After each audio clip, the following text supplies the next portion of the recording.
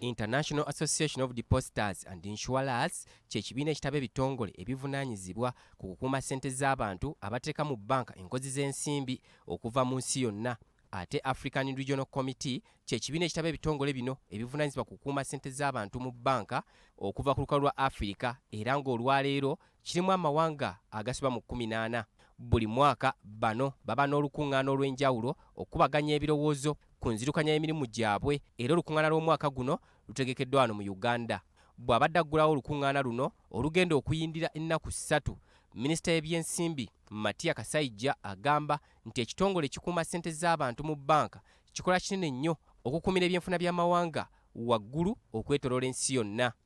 I'm informed that the focus will be on core principle 6, deposit insurance role in contingency planning and crisis management, and core principle 9, sources and uses of funds. Kasaija asomozezza abakulira banki enkulu mu mawanga ga Afrika wamu n'abakulira ebitongole ebikuuma ssente z'abantu mu banka mu Afrika okulowooza ku kutandika kaweefube w'okukwasizaako bannansi okukuumira emirimu gyabwe waggulu bave mu kulindanga banka eziggaddewo okuliyirira abantu. Build confidence among the businessmen and businesswomen. Have confidence in what we plan and what words we say, and finally, everybody to feel comfortable.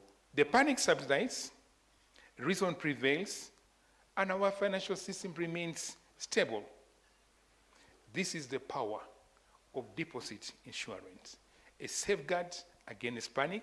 Singa banka eggalwawo ng'omuntu abadde alinamu ssente ezisoba mu bukadde 10, Deposit Protection Fund evunaanyizibwa ku kusasula ssente ezitasukka bukadde 10. Dr. Julia Keleya Olima, ssenkulu w'ekitongole ki Deposit Protection Fund, agamba nti baakuddamu okukikubaganyako ebirowoozo okulaba oba ssente zino zongerwako.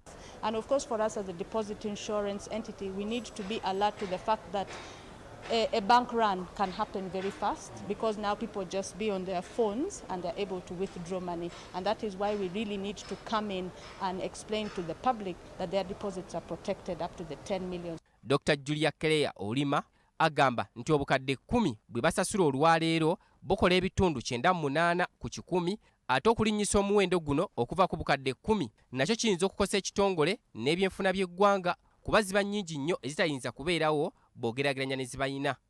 You have to look at what are the other regions giving us a deposit insurance limit, because if yours is too high, then you'll also affect the stability of especially the East African economic bloc. Deposit Protection Fund ng'emaliriza okusasula ababa balina ssente zaabwe mu banka ebeggaddwawo banka enkulu ssente ezisukka obukadde 10. Banka enkulu evunaanyizibwa butereevu okusasula abo bonna ababa badde n'ensimbi zino ezisukka obukadde 10 mu banka eno ebeggaddwawo.